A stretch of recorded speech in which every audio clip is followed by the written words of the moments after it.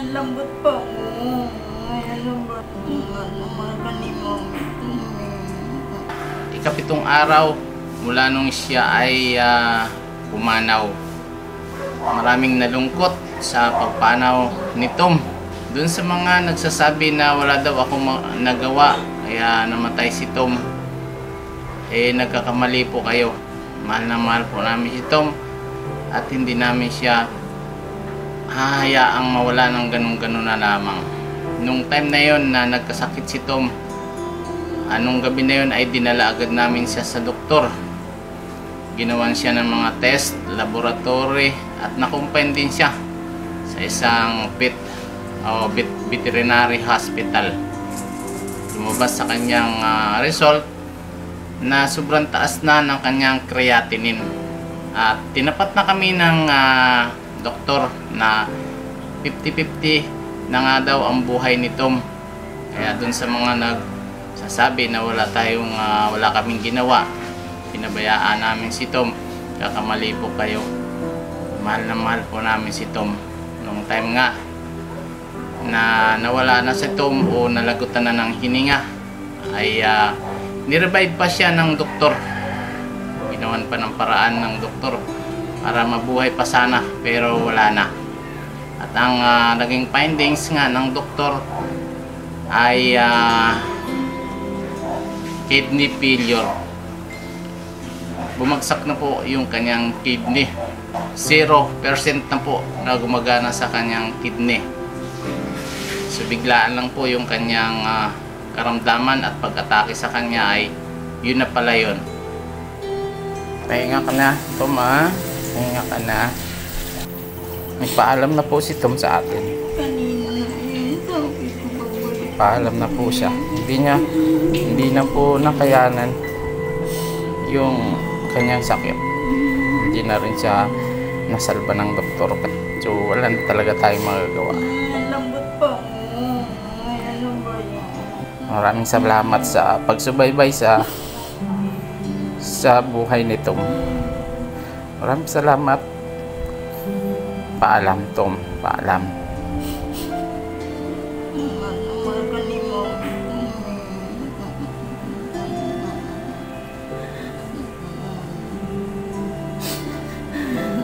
Ang edad ni Tom ay 14 years o 14 na taong gulang si Tom. Siya ay namaalam sa atin. Paalam na po, paalam.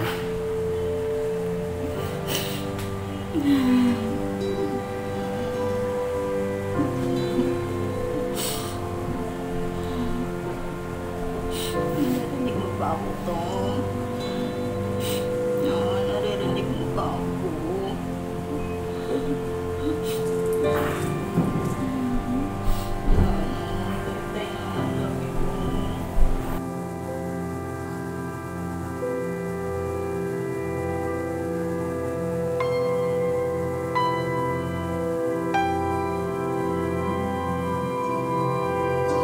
So ngayong araw ng ikapitong araw ng pagpanaw ni Tom ay muli natin siyang masisilayan.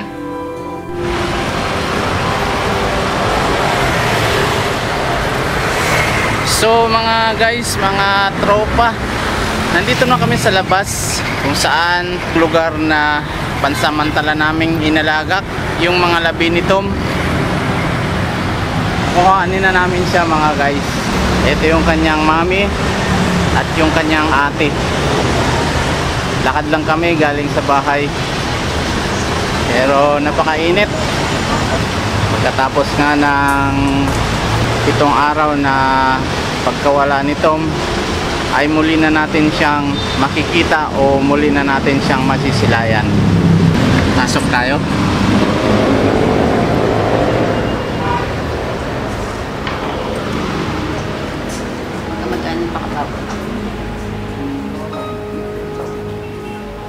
Dito po namin inilagak pansamantala yung mga labi ni Tom. At ngayon nga ay muli na natin makakapiling si Tom. Alam ko naman po na maraming nalungkot sa pagkawala ni Tom, pero wala na po tayong magagawa dahil ang lahat po ay may hangganan.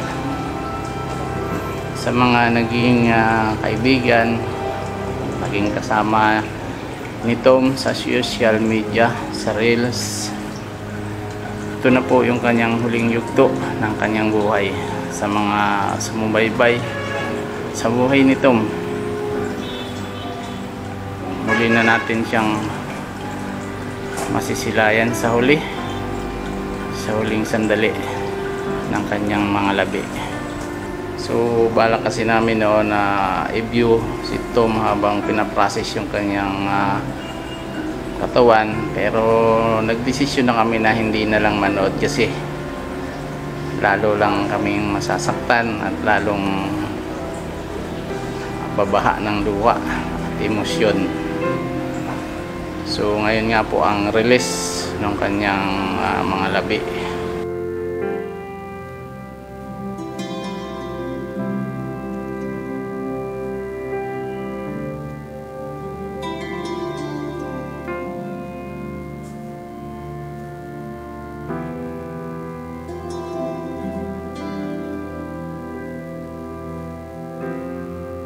Yan na ba?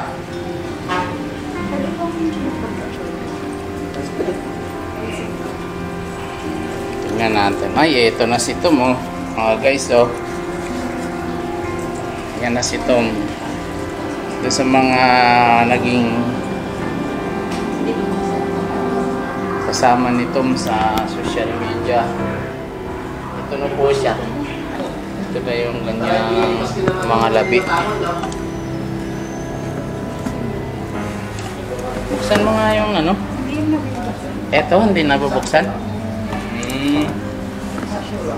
Diyan na yung abo niya. Bawal na palang buksan mga tropa yung box ni Tom kasi diyan na nakalagay yung kanyang abo.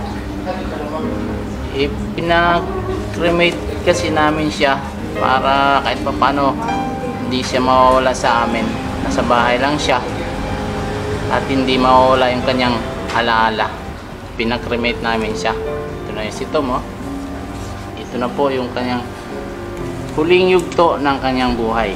Maraming salamat po sa mga sumubaybay sa buhay ni Tom, sa buong buhay ni Tom. Maraming salamat.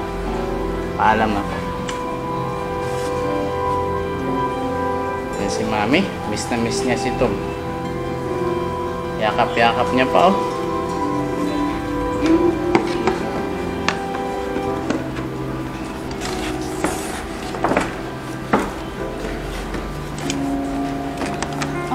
Tara. Thank you.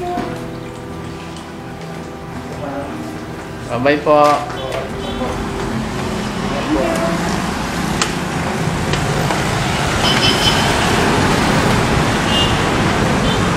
So, paalis na po kami mga guys. Pauwi na kami at na-claim na namin yung abo ni Tom. Sinadya po namin na ipakremate siya para hindi siya mawala sa amin. Nasa bahay lamang siya at araw-araw na namin siyang makikita. Sa loob ng 7 araw na pagkawala ni Tom, mula nung siya ay pumanaw, bumalik na siya ngayon sa amin. Bumalik na siya sa amin mga tropa. At hindi na kami magkakahiwalay.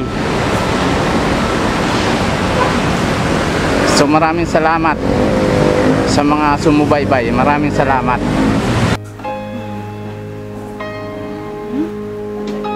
Ikaw. Yan yung abo nito pala, oh. Naka-plastic din pala. Yan. Ito na lang si Tom. Yan na lang si Tom. Ito, ano yan? Ano yan? Ano yan? Ngipin? Ang ngipin niya, oh. Ah, hindi pala sinama sa pag-cremate yung ngipin. Dami pang ngipin si Tom.